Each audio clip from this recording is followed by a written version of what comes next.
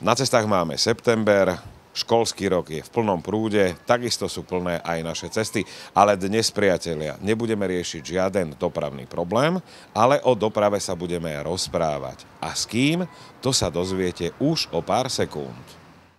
Patrí medzi slovenské herecké hviezdy, no okrem Dosa, ktoré znamenajú svet, sú jeho veľkou vášňou kolesá. 4, 3 alebo 2, to je jedno. Sprevádzajú ho po celý život. Nebojí sa však ani chôdze. Ivan Tulý Vojtek. Som rád, že nám venoval svoj vzácny čas a my vám ho v našich reláciách predstavíme. Dnes ako cyklistu. Aký bol tvoj prvý dopravný prostriedok? Nohy, tak to mne ani nie celkom. Pozor, to by som sa mýlil, pretože kým som sa postavil na svoje 2 nohy, tak ma vozili v kočiari. Vozili ťa, takže si bol vozený? Ja som bol vozený, jasné. Takže ma vozili, my sme 3 bratia a my sme dedili kočíky, hej. Takže ja som zdedil kočiar a to bolo v 62. roku, takže to je 52 liet dozadu. No ale to bolo úžasné, to najstarší brat, my sme boli, lebo môj tato bol veľmi uvedomelý a my sme sa rodili po 5 rokoch, jak vždy vyhlásili novú 5-ročnicu, tak vždy jeden syn, Vojtek, sa narodil do rodiny a najstarší brat mal 10 a musel ma kočíkovať a chlapci už futbal hrali takto, tak so mnou trieskal, aby som zaspal a neuvedomil si, že mne sa to páčilo. A keď prestal, som začal revať. Keď postupíme časovo ďalej, tvoj taký adolescentný dopravný prostriedok, kolobežka, bicykel? Opäť zdedená trojkolka. Hej. Trojkolka, stály prevod, žiadne radenie? Nie stály prevod, ako som šlapal, tak išla. Hej. Ja chcem povedať jednu zaujímavosť, že akí sú hlavne chlapí, ako sa vraciame do tých detských liet.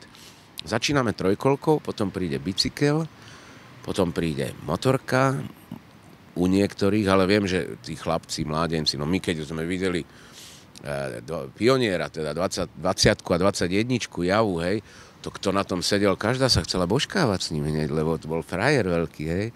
No a potom príde auto, to znamená z 3 kolies až cez 2 kolesa na 4 kolesa. Je o tebe známe, že si cyklista, si vášnivý cyklista. Odkedy sa tomu venuješ a ako sa tomu venuješ?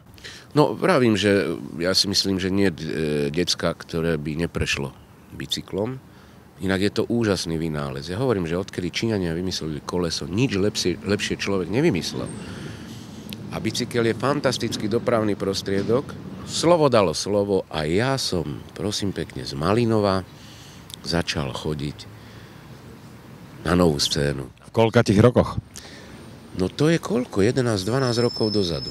Takže to si mal 40, to bol taký zlomový vek z tých 4 kolies? V podstate áno, to bol zlomový, a to ešte neboli až také zácpy v Bratislave, ale mňa to tak nesmierne chytilo, ja som prosto bol úplne nadšený tým a dennodenne som chodil z domu na Novú scénu, no a ostalo mi to dodnes. Ako hodnotíš napríklad cyklotrasy, alebo ako hodnotíš cyklistickú úroveň Bratislava, okolie, stále sa to tu premiela, je to, myslím si, že každého politická kortešačka. No, však bohužiaľ iba to, hej, iba tá kortešačka. Ale ty si hovoril, že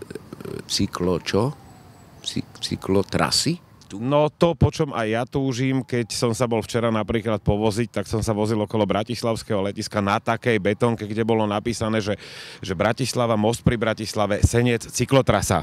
Áno, napísať vedia, poprípade ešte vedia piktogramy nakresliť na vozovku, že tadiaľ to by mali chodiť cyklisti.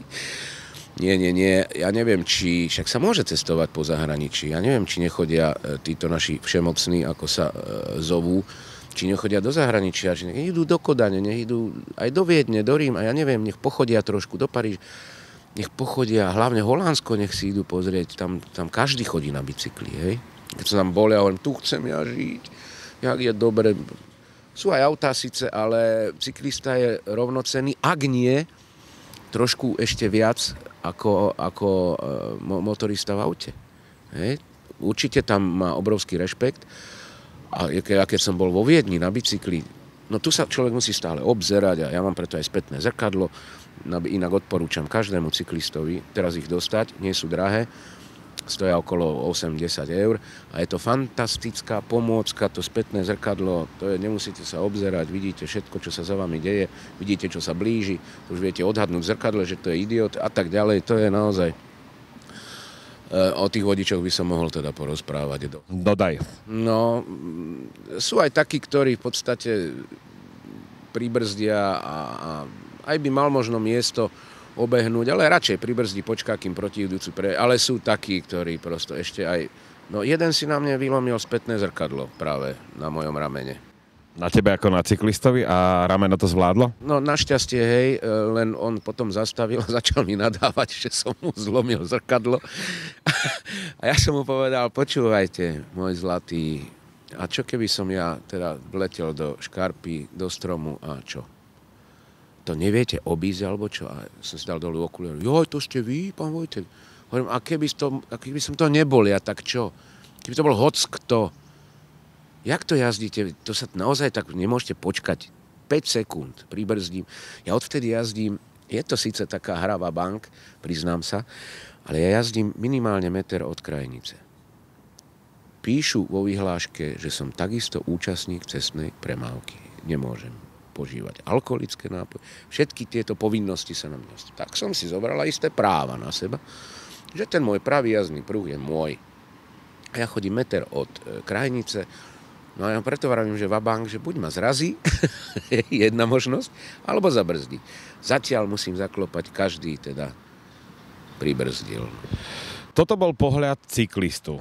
Ivan Vojtek ako vodič za volantom. Všetko stihne ten, kto sa nikam neponáhľa. Tohto ja sa riadím, tohto úslovia. A potom ja vravím jedno, že vždy, aby každý z vás a z nás, keď vyjde z bodu A, tak cez tie dané body, ktoré má vytýčené na trase B, C a tak ďalej, aby sa opäť vrátil do toho bodu A, z ktorého vyšiel, tam, kde ho čakajú a tam, kde sa na neho tešia. A tu náš rozhovor prerušíme. S Tulím sa budeme stretávať a rozprávať aj v nasledujúcich dieloch Dopravného oka. Ak ste pozorne počúvali, naša dnešná súťažná otázka znie: aký bol Tulího prvý dopravný prostriedok? Vaše odpovede posielajte na mailovú adresu dopravnéoko@asaauto.sk. Do predmetu správy napíšte slovo súťaž. Nezabudnite na svoje kontaktné údaje. V nasledujúcej relácii sa dozviete mená výhercov. A o čo súťažíte? Autoklub Slovakia Assistance venoval do dnešnej relácie klubovú členskú kartu programu Show Your Card typ standard, ktorá umožňuje motoristom využívať popri asistenčnej pomoci aj zľavy a výhody v celej Európe. Ušetríte aj na nafte či benzíne v sieti čerpacích staníc Agip. Na Slovensku 4 centy a v Česku 1 korunu na každom litri. Spoločnosť AZ Pneu venovala do dnešnej relácie nastavenie kompletnej geometrie podvozka vášho vozidla, aby ste jazdili bezpečne a šetrili nielen pneumatiky, ale aj svoju peňaženku. Pridávame aj gratuláciu dvom výhercom z minulej relácie, ktorí správne odpovedali na predchádzajúcu súťažnú otázku, ktorej odpoveď znela do 12 rokov. Sú nimi Pavol Bega, získava klubovú kartu programu Show Your Card, a Lukáš Duranský, balíček praktických predmetov do auta. Obom výhercom srdečne blahoželáme. Sme na konci dnešného Dopravného oka. S Tulím ešte niečo vymyslíme, s Tulím sa ešte budeme rozprávať aj na budúce, ale priatelia, vy nezabúdajte, že nás stále zaujímajú vaše názory, vaše postrehy, vaše sťažnosti, vaše kritiky a samozrejme aj na to nezabúdajte, že stále súťažíme o zaujímavé ceny. Takže náš mail vidíte na obrazovke. Píšte a vidíme sa o 2 týždne.